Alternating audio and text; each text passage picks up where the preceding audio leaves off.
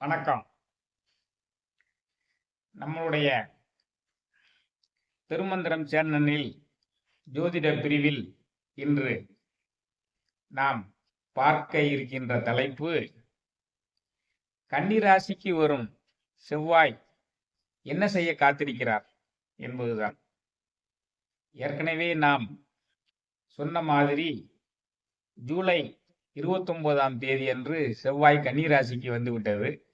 இது செப்டம்பர் 14 வரைக்கும் கன்னிராசியில் இருக்க போகிறது.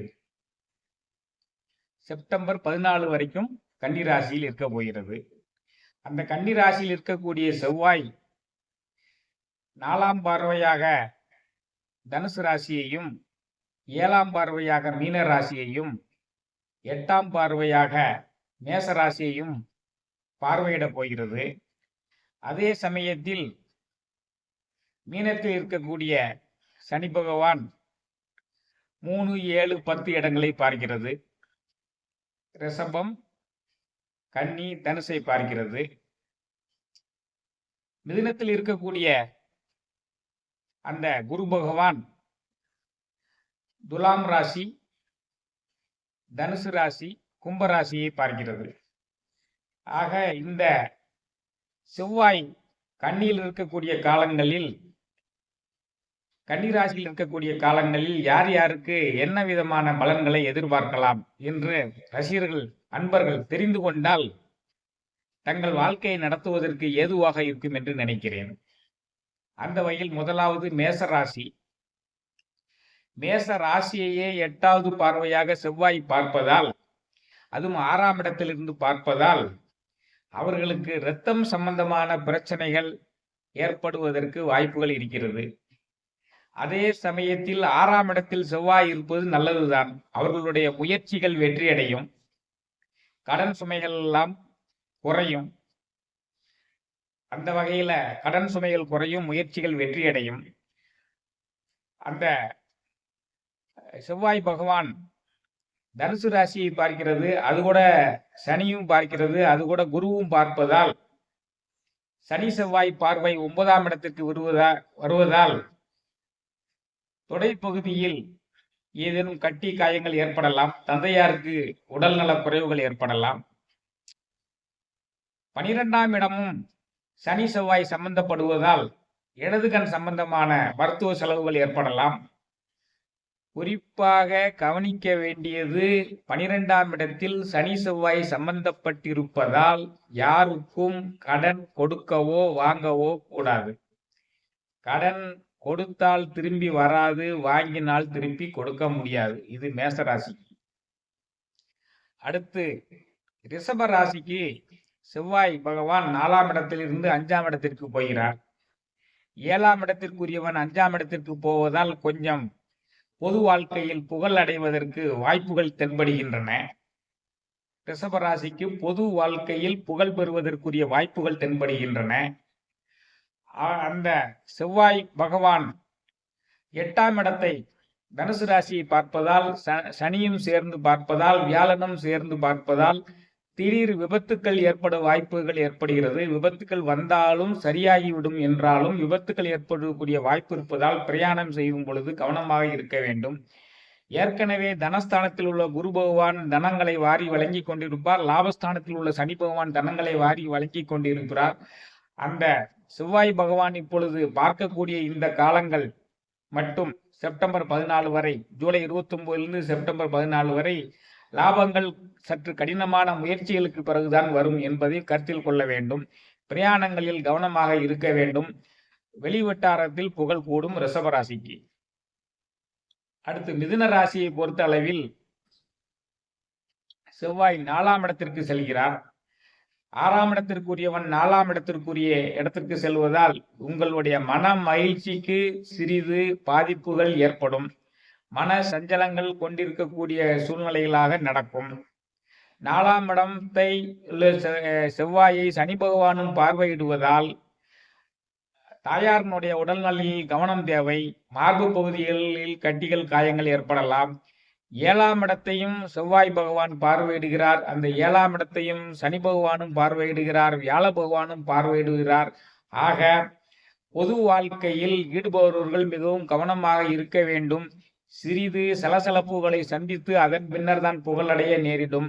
ஆக பொது வாழ்க்கையில் ஈடுபடுபவர்கள், யூடியூப் சேனல் வைத்திருக்கக்கூடியவர்கள், தொலைக்காட்சிகளில் நடித்துக் கொண்டிருப்பவர்கள், செய்திகள் பிரிவில் பணியாற்றிக் கொண்டிருப்பவர்கள் கொஞ்சம் கவனமாக இருக்க வேண்டும். மிதுன ராசிக்காரர்கள் தங்களுடைய உடல்நலையில் கவனமாக இருக்க வேண்டும். தாயாரினுடைய உடல்நிலையில் கவனமாக இருக்க வேண்டும் என்பதுதான் இந்த பதிவு. அது வீடு வாகன பராமரிப்பு செலவுகளும் அதிகமாக ஏற்படக்கூடிய காலம் இந்த காலம். ஜூலை 29 செப்டம்பர் 14 வரைக்கும் வாகன செலவுகள், வீட்டு செலவுகள்லாம் ஏற்பட்டு கொண்டிருக்கும். உடல்நிலையில் கவனம் தேவை. மனம் சற்று பதட்டமாக காணப்படும். அடுத்து கடகராசியை பொறுத்தளவில் 3ஆம் இடத்திற்கு செவ்வாய் வருகிறார். 5ஆம் இடத்துக்குரியவன் தைரிய வீரிய விஜயஸ்தானத்திற்கு வருவதால் உங்களுடைய எண்ணங்கள்லாம் பலிதமாகும். அதே சமயத்தில் இளைய சகோதரர்களுடைய உடல் நலத்தில் கவனமாக இருக்க வேண்டும். தந்தையாரினுடைய உடல் நலனில் கவனமாக இருக்க வேண்டும். 5ஆம் புகழ்கள் சிறிது போராட்டத்திற்கு பிறகே புகழடைய முடியக்கூடிய சூழ்நிலையில் இருக்கிறது. உங்களுடைய கல்வி விஷயங்களில் கவனமாக இருக்க வேண்டும். சிறு சிறு தடைகள் அந்த கல்வி விஷயங்களில் தடைகள் நீங்குவதற்குரிய வாய்ப்புகள் இருக்கிறது. பிள்ளைகளினுடைய உடல்நலில் கவனமாக இருக்க வேண்டும். உடல் நலன் பாதிக்கப்பட்டு துண்டு சரியாவதற்குரிய வாய்ப்புகள் இருக்கிறது. இதெல்லாம் கவனமாக இருக்க வேண்டும். இது கடகராசி. அடுத்து சிம்ம ராசிக்குரிய பலன்கள். சிம்ம ராசிக்கு 2ஆம் இடத்திற்கு செவ்வாய் வருகிறார். அந்த 2ஆம் இடத்தை சனி பகவானும் பார்வையிடுகிறார். ஆதலால் அவர்கள் கண் காது மருத்துவரிடம் செல்ல வேண்டிய வாய்ப்புகள் ஏற்படலாம். பொருளாதார விஷயங்களில் கவனமாக இருக்க வேண்டும். கடன் கொடுத்தாலும் வாங்கினாலும் திருப்பி செலுத்த முடியாத சூழ்நிலைகள் ஏற்படும். கண் மருத்துவரிடம் செல்வதற்குரிய வாய்ப்புகள் இருப்பதால் கொஞ்சம் எச்சரிக்கையாக இருக்க வேண்டும். சிறிது பாதிப்புகள் ஏற்பட்டாலும் உடனே சென்று கண் மருத்துவரிடம் காண்பிக்க வேண்டிய சூழ்நிலை வரும். அந்த 8ஆம் இடத்தில் ஏற்கனவே சனி பகவான் இருக்கிறார். அதை செவ்வாய் பகவானும் பார்வையிடுவதால் திடீரென்று விபத்துகள் ஏற்படுவதற்குரிய வாய்ப்புகள் ஏற்படுகிறது. திடீர் மனச்சஞ்சலங்கள் ஏற்படுவதற்குரிய வாய்ப்புகள் இருக்கிறது. மிகவும் கவனமாக இருக்க வேண்டும். கன்னி ராசியை பொறுத்தளவில் ராசிக்கே செவ்வாய் பகவான் வருகிறார். ராசியிலேயே வரக்கூடிய செவ்வாய் பகவானை சனி பகவானும் பார்வையிடுகிறார். ஆதலால் உங்களுடைய மனச்சுமை அதிகமாக இருக்கும். உங்களுடைய மனம் பதட்டத்துடன் காணப்படும். திடீர் என்று கோபப்படுவீர்கள். எதையும் மறந்து விடுவீர்கள். இந்த மாதிரி இதெல்லாம் சூழ்நிலையில் கன்னிராசிக்காரர்களுக்கு ஏற்படும். அது சுகஸ்தானத்தை சனி பகவானும் பார்வையிட்டு செவ்வாய் பகவானும் பார்வையிட்டு வியாழ பகவானும் பார்வையிடுவதால் உங்களுடைய உடல் நலனில் பிரச்சனைகள் நீங்குவதற்குரிய வாய்ப்புகள் இருக்கிறது. 8ஆம் இடத்தை செவ்வாய் பகவான் பார்ப்பதால் பிரயாணம் பண்ணும் பொழுதும் நடக்கும் பொழுதும் வண்டி வாகனங்களில் செல்லும் பொழுதும் கவனமாக இருக்க வேண்டும். ஏனால் சிறிது காயம் படுவதற்குரிய வாய்ப்புகள் இருக்கிறது. 8ஆம் இடத்தை செவ்வாய் பகவான் பார்வையிடுவதால் பொருளாதார விஷயங்களிலும் எச்சரிக்கையாக இருக்க வேண்டும். திடீர் விரைய செலவுகள் ஏற்பட்டுள்ளலாம். திடீர் அலைச்சல்கள் தோன்றலாம். இதெல்லாம் கவனமாக இருக்க வேண்டியது கன்னிராசி. சுருக்கமாக சொல்ல வேண்டும் என்றால் 7ஆம் இடத்தை சனி செவ்வாய் பார்வையிடுவதால் தங்களுடைய உடல் நலனையும் தங்களுடைய வாழ்க்கை துணையினுடைய உடல்நிலையும் கவனமாக பார்த்து கொள்ள வேண்டும். அடுத்து துலாம் ராசியை பொறுத்தளவில் 12ஆம் இடத்திற்கு செவ்வாய் பகவான் வருகிறார். 12ஆம் இடத்திற்கு செவ்வாய் பகவான் வரக்கூடிய காலத்தில் வீண் அலைச்சல் திருச்சல் அதிகமாக இருக்கும். அதனால் தேவையில்லாத பிரயாணங்களை தவிர்க்க வேண்டும். இடது கண் சம்பந்தமான பிரச்சனைகள் வந்தால் உடனே மருத்துவரிடம் சென்று அணுக வேண்டும். உங்களுடைய முயற்சிகள் ஆரம்பகால தடைக்கு பின்னர் தான் வெற்றியடையக்கூடிய சூழ்நிலை தென்படுகிறது. யாருக்கும் கடன் கொடுக்கவோ வாங்கவோ கூடாது. ஏனால் 6ஆம் இடத்தில் உள்ள சனி பகவானை செவ்வாய் பகவான் பார்ப்பதால் கடன் வாங்கினாலும் தப்பு, கொடுத்தாலும் தப்பு. கடன் கொடுத்தால் திருப்பி வராது, வாங்கினால் திருப்பி கொடுக்க முடியாத சூழ்நிலை நிலவுகிறது. ஆதலால் நீங்கள் வீண் அலைச்சல் திருச்சல்களை தவிர்க்க வேண்டும் என்பதுதான் இந்த செவ்வாய் கன்னிராசிக்கு வருவதனுடைய பலனாக இருக்கிறது. அடுத்து விருச்சிக ராசியை பொறுத்தளவில் விருச்சிக ராசிக்கு 11ஆம் இடத்திற்கு செவ்வாய் வருவது பூமி சம்பந்தமான லாபங்களை எல்லாம் உங்களுக்கு அதிகப்படுத்தி கொடுக்கும் என்பதில் சந்தேகமில்லை. ஆனால் சனி பகவான் பார்ப்பதால் சற்று தாமதமான காலத்திற்கு பிறகுதான் அந்த லாபங்கள் உங்களுக்கு கிடைக்க வாய்ப்பு இருக்கிறது. பிள்ளைகள் விஷயத்தில் கவனமாக இருக்க வேண்டும். ஏனால் 5ஆம் இடம் சனி செவ்வாய் சம்பந்தப்படுகிறது. பிள்ளைகள் விஷயத்தில் கவனமாக இருக்க வேண்டும். இரத்தம் சம்பந்தமான பாதிப்புகள் ஏற்படும். உடல்நலில் கவனமாக இருக்கக்கூடிய காலமாக இது இருக்கிறது என்பதை விருச்சிக ராசிக்காரர்கள் கவனத்தில் கொள்ள வேண்டும். விருச்சிக ராசிக்காரர்களுக்கு சுருக்கமாக சொல்லுவது என்னவென்றால், பிள்ளைகள் விஷயத்தில் கவனமாக இருக்க வேண்டும். பிள்ளைகளினுடைய உடல் நலனை கவனித்துக் கொள்ள வேண்டும். இரத்தம் சம்பந்தமான பரிசோதனைகளை சுகர் டெஸ்ட், பிரஷர் டெஸ்ட் போன்றவைகளை சரியாக செய்து கொண்டு உடல் நலனை பேணி பாதுகாக்க வேண்டும். பூமி சம்பந்தமான லாபங்கள் சற்று தாமதத்திற்கு பிறகுதான் கிடைக்கக்கூடிய சூழ்நிலைகள் இருக்கிறது. தனுசு ராசியை பொறுத்தளவில் 10ஆம் இடத்திற்கு செவ்வாய் பகவான் வருகிறார். 10ஆம் இடத்தை சனி பகவான் பார்வையிடுகிறார். ஆக பணிபுரியக்கூடிய இடங்களில் நீங்கள் வாக்குவாதங்களில் ஈடுபடுவதற்குரிய வாய்ப்புகள் இருக்கிறது.